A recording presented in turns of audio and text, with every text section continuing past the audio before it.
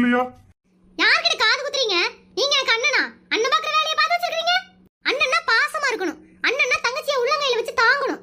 அண்ணன்னா போதும் முப்பாத்தா, என் மனச நீ ரொம்ப காயப்படுத்துற.